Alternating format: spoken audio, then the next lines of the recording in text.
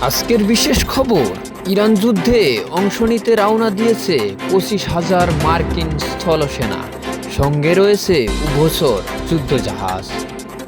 যুক্তরাষ্ট্র এবং ইসরায়েলের সঙ্গে ইরানের চলমান যুদ্ধে প্রথমবারের মতো 2,500 মার্কিন মেরিন সেনার একটি দল মোতায়েন করা হচ্ছে। জাপানের ওকিনাওয়ায় অবস্থিত নিজেদের ঘাঁটি থেকে 31তম মেরিন এক্সপেডিশনারি ইউনিটের সদস্যরা এখন যাত্রাপথে রয়েছে। তাদের সঙ্গে রয়েছে উভচর যুদ্ধজাহাজ USS ত্রিপলি। এ যুদ্ধজাহাজ থেকে মেরিন সেনারা সরাসরি রণক্ষেত্রে নামবেন। কোনো সংকট মোকাবিলা কিংবা ইরানের কোনো অঞ্চলের নিয়ন্ত্রণ নেওয়ার প্রয়োজনে তাদের ব্যবহার করা হতে পারে।